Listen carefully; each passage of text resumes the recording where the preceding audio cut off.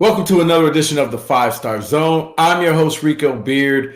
A lot of basketball news to talk about in the Big Ten, plus some football news I'll also get to. First of all, Purdue, well, they're still the top of the Big Ten. They're the big dog. And it's funny because after Michigan State defeated Illinois over the past weekend, Illinois head coach Brad Underwood asked, what was the difference between all the teams in the Big Ten? Because everybody's so bunched up. And he was like, well, Purdue has Zach Edey. We don't.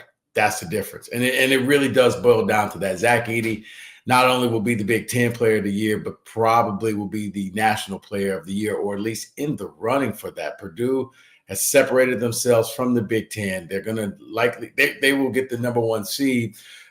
Part in fact of Illinois losing to Michigan State and Wisconsin going on that 4-game losing streak.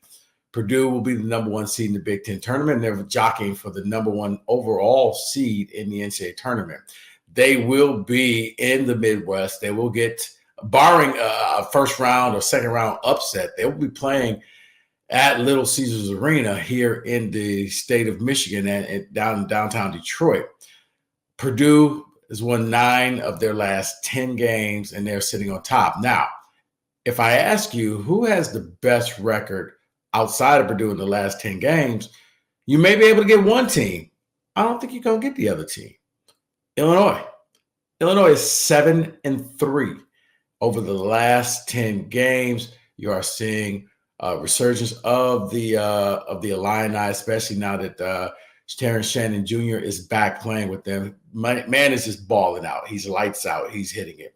He's got pending legal things happening, but on the court, he's not showing any effects of that. As a matter of fact, had a great game in a loss against Michigan State and then torched the University of Michigan a few days later at home. Terrence Shannon Jr. is getting it done for the Illini. They're on the resurgence. They're bouncing back. Now, had they not had the collapse against MSU, they would be sitting there at 8-2 over the last 10 games. Really was a head scratcher, but I chalked that up to the Breslin Center crowd. Illinois with an 8-point lead with a little over 4 minutes to go in the game, and Michigan State just came back with a vengeance and closed out the game on a run. They get the victory, and they're also the other team that I'm sure you may not even realize. They're 7-3 over the last 10 games. They're playing a lot of the bottom of the Big Ten. They're going to finish out with a lot of the bottom of the Big Ten, aside from playing Purdue at Mackey, which is a game I really don't see them winning, but that's okay. I don't think anybody sees them winning. But Michigan State is all of a sudden clicking the switch, hitting the button. This is where the Tom Izzo team gets dangerous because you count them out, and just like clockwork on a reunion weekend at MSU, bam, they go out there and they come back to beat Illinois, and it helps Michigan State because it's now a quad one victory that they desperately needed to have in order to kind of position themselves, because right now most brackets have Michigan State sitting in that dreaded 8-9 game. Why is that dreaded? Because that means you're going to play a number one seed. You're not going to play Purdue, so you're likely going to end up with a team like UConn and Brooklyn. Not a good look for MSU and the Spartans, because you want to try to avoid as many top teams as possible. And you don't want to play them that early. The goal is try to get to the second weekend. And I know that's a step back, because normally when you talk Michigan State, you talk Final Fours. But let's be real about things, folks. MSU needs to try to get to the second weekend like they did last year when they upset Marquette down in Columbus. Now they're going to have to try to do the same thing. It helps when you get the quad one victories, and you can't have any bad losses. And they go on the road and, they defeat Penn State handily. I mean, raise your hand if you saw Malik Hall as the leader of this Spartan team. I don't see any hands out there. Let me check. No hands are raised. Tyson Walker for the second straight game. As a matter of fact, Tyson Walker ended his 35-game streak of scoring double-digit points. He had 6 points. Tyson Walker had 19 points against Illinois. For 2 straight games, Tyson Walker has not been the leading scorer of Michigan State's basketball team. And why that probably would sound like a problem, they've won those 2 games, and I think this is something that Tom Izzo would gladly welcome. What does that mean? It means that you are not relying on Tyson Walker to lead this team because let's face it, guys, if you follow Michigan State basketball, it was a Tyson Walker show. It was Tyson and everybody else would sit and watch what Tyson would do. And rarely would somebody step up. And all of a sudden, Malik Hall with back-to-back 20-plus games just getting it done. Jaden Akins just deadly from the outside. A.J. Hoggard leading this team. And somebody who really doesn't get a lot of props is Trey Holloman. Trey Holloman coming off the bench. He's that point guard. I think he's going to be that point guard of the future. Not flashy, but I've often said, and it's not because of the number, it's not because of the headband, but Trey's game reminds me a lot of Cassius Winston. It's not flashy, but Trey just knows how to get buckets. He knows how to lead a team. He knows when to shoot. He knows when to pass. He knows when to help out his teammates. Trey is just kind of in that silent role. Kind of reminded me of Cassius with Miles Bridges and Langford and Ward, and everybody was there with Jaren Jackson. And it's like, oh, okay, he knew I don't need to be the man. I just need to help my teammates become the man. Now, when it was his time, Cassius then stepped up and became that leader. I see Trey doing a lot of that. So that is the good news. The bad news, Ohio State pulls the plug and they fire Chris Holtmann. And Gene Smith, the athletic director, comes out and just says, in a very emotional speech that it was time to move on. Coach Holtmann was 137-86 while coaching the Buckeyes for 7 years. I think the problem with Coach was it was a decline over the years where Ohio State was winning. They were at the top of the Big Ten. And slowly but surely, they became the team that they are now. They're the team now that sits near the bottom of the Big Ten. Also, didn't really realize this, but under Holtmann, they never made it past the second weekend. I just finished talking about that for Michigan State. That's big because that means you've never been to the Sweet 16, which doesn't give you a chance to ever make it to the Final Four. Always been eliminated, even when they had good teams. They never made it out. It sounds a lot like Matt Painter and Purdue, where a ton of talent, but you just can't get it done. And you saw, Matt Painter and Purdue getting knocked out last year, Fairleigh Dickinson in the first round. It's devastating when you go the whole season and you cannot finish. That's been the career at Ohio State. Now, the new athletic director will be making the coaching hire. Couple names to watch out for. Dusty May at FAU. He's 126-65 since he's been coaching it there since, I think, 2018. He's a name to watch out for. Sean Miller, former Arizona Wildcat head coach. He was dismissed. He's now at Xavier within the state of Ohio. He's learning the Ohio and the Midwest recruiting grounds. Sean Miller could be a name. He really wants to get back to the big boy table. That's one to watch out for. Long shot for Ohio State. But I can see Ohio State at least inquiring. Going down to SEC country, Nate Oates. Nate Oates has roots in the state of Michigan. Nate Oates is a guy, he's turned that Alabama program around to, it used to be something that basketball was just something to do until spring practice. Now Alabama basketball is a force, and Nate Oates will be a hot commodity if he chooses to leave. Now, here's the thing. Got excellent facilities at Alabama. He's got an excellent paycheck at Alabama. He has really no desire to leave Alabama unless he wants to come back up to the Midwest if Ohio State makes an offer he can't refuse. Now, the funny thing about it is I do think that the one team that could possibly lure Nate Oates is a team that does not have an opening as of yet. But if the University of Michigan were to part ways with Juwan Howard and reach out to Nate Oates, that's one. I've heard it through the grapevine, through a lot of people. Michigan is kind of that dream job for Nate Oates. And I think every Wolverine fan would embrace Nate Oates in a heartbeat. Coming back, this man, I remember when he coached Romulus High School. He's from the area. That's Michigan, I think, could get Nate Oates to consider leaving the University of Alabama. It was always, it's funny because I had a Bama friend texting me last night and was asking, hey, would MSU make a run at him if Izzo retires? And I'm like, yeah, I think they would, but it's Michigan you need to worry about, because I think Michigan is going to have a job opening. Izzo probably has maybe 2 years, 3 at the most. I think Izzo knows that he's going to be retiring soon. And, you got to find that replacement. But that's why he's trying to go all out. That's why this year was a bit of a disappointment for Tom Izzo.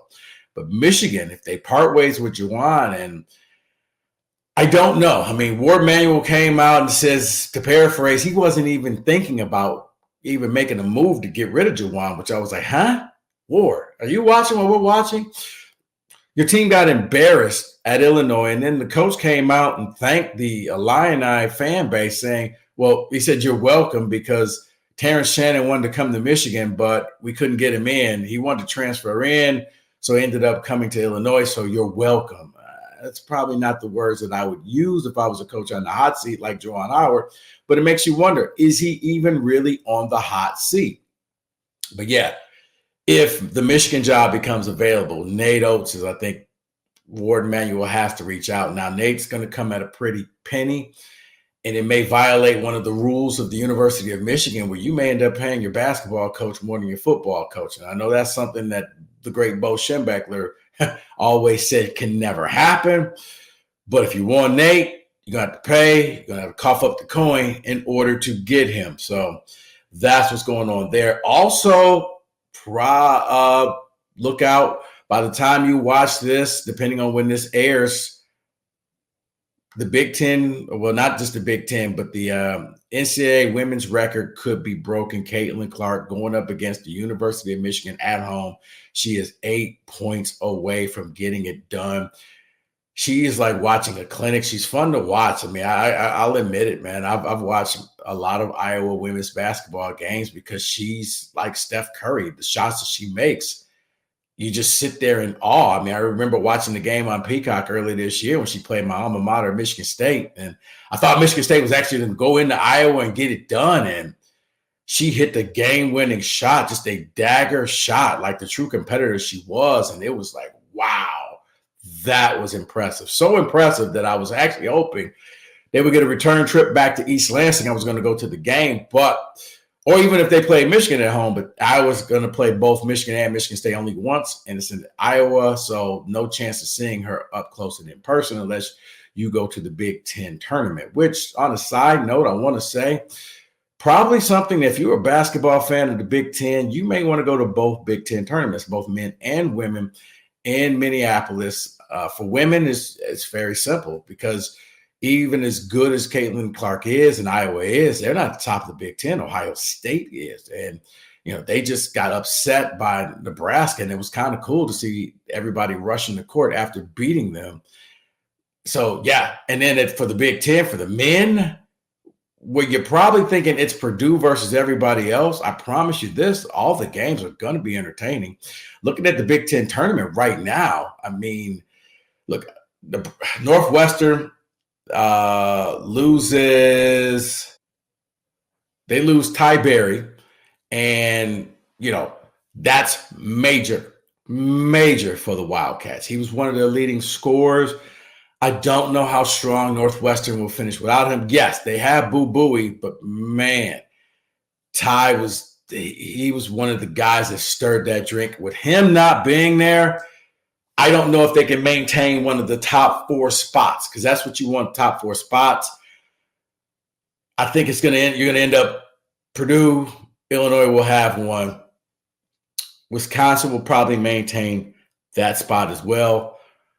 After that, you're looking at a battle between Northwestern and Michigan State. Now, they play one more time. It's Michigan State Senior Day at home, but without Ty in the game, he's tore his meniscus, that I think Michigan State could get that win, and that may be the difference maker between being the 4 seed and the 5 seed. Now, here's the deal.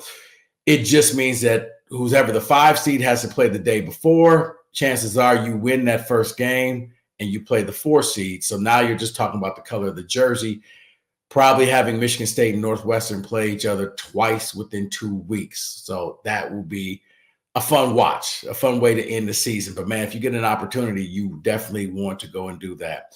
Also, a couple things on the football side of things. Michigan's still trying to round out their coaching staff. Harbaugh takes a couple more people with him. And then last week when we were taping this, Chip Kelly leaves. He actually left after we finished taping. I had to do an emergency segment in there to say, hey, Chip Kelly leaves UCLA to become the offensive coordinator of Ohio State. Well, UCLA wasted no time, and they brought back Deshaun Foster, a former UCLA great running back and assistant coach for the Bruins. He left to take the running back's job for the I almost said LA, the Las Vegas Raiders. God, that is going to be so hard to say. The Las Vegas Raiders. He was there for 10 days. He didn't even finish unpacking boxes. And then he got the call to come back home. Mama needed him to come and be the head coach. He's excited. He's ready to hit the ground running for UCLA. I think UCLA, it was a good hire because he wants to be there. Chip Kelly did not want to be there. Chip Kelly, I think, was done with being the head coach of a college football team. I think he loves football. I think he was tired of the responsibilities because as a college football coach or just a coach in college, not just football, you stop coaching. And that's why you're seeing guys rather be coordinators or go to the NFL because at least it's about football. It's about that sport.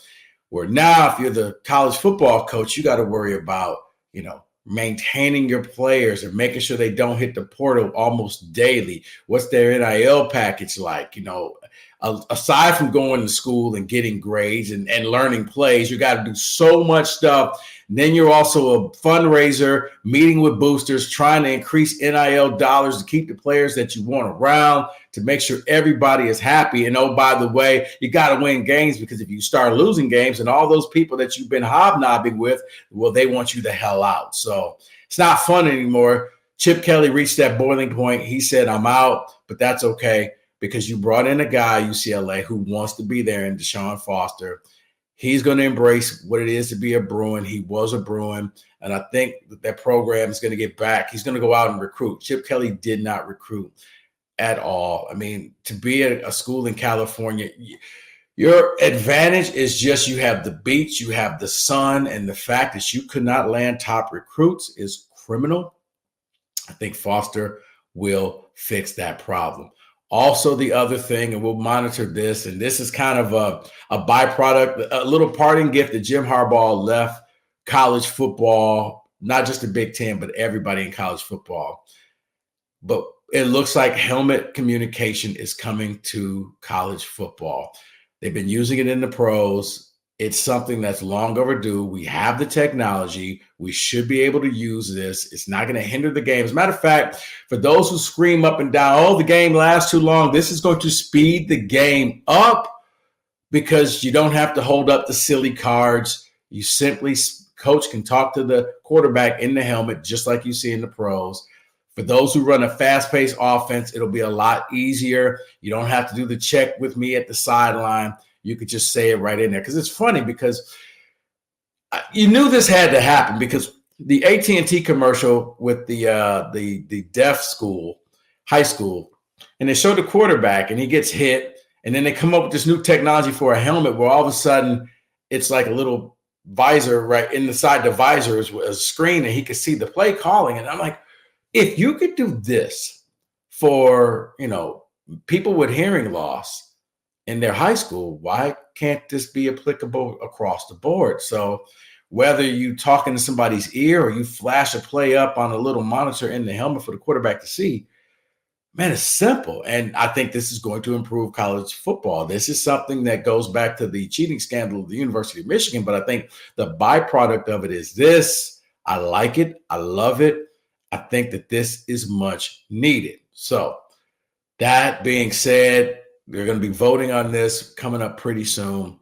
But I do think that this is something that desperately needs to be done. Oh, by the way, speaking of cheating scandal, how long does it take the NCAA to figure out if that was Connor Stallings on the sideline at MSU dressed up in Central Michigan gear? Seems like that should be easy. We should already have the answer by now. I don't know what is taking so long. I really hope that people don't forget about it because that's not only was it embarrassing for Michigan, it should be embarrassing for Central Michigan that you allowed this to happen. And I want answers, and I'm not going to stop bringing this up until I get answers. I want to keep the pressure on. I want people to tell me what the hell happened, because that still doesn't make sense. And we don't have an answer for that. And I'm baffled. I'm dumbfounded. I don't get it. I don't understand it. But we should know by now. It's not that hard. If some student, watching it can notice and see it, it doesn't take a bunch of eggheads to say, hey, yes, that was him. And yeah, that should happen. Also, one last side note, it'll be interesting to see what happens this weekend. We may go back into the Wayback Machine. Big rivalry game this weekend. Michigan State at Chrysler Arena. But it's not a big rivalry game because neither team are at the top of their game the way they were under John Beilein and Tom Izzo, where, man, it was fun to watch. Now, side note, under Juwan Howard, Michigan has not lost to Michigan State at Chrysler. I believe 4-0. But for the first time in a long time, a lot of empty seats. MSU fans can buy up tickets for about $20, maybe $30 at the most, and fill up all the empty seats in Chrysler. I remember years ago, man, I may be dating myself, like a little over 20 years ago, they took over Chrysler. They held up a banner saying, "Welcome to the Breslin Center East." Michigan did not like that. As a matter of fact, they changed the ticket policy after that game and said, no, we will never allow that to happen again. But I think just due to the team losing and just the general act of not caring, you may see a situation very similar to that. So that's something to watch out for this Saturday when Michigan State plays.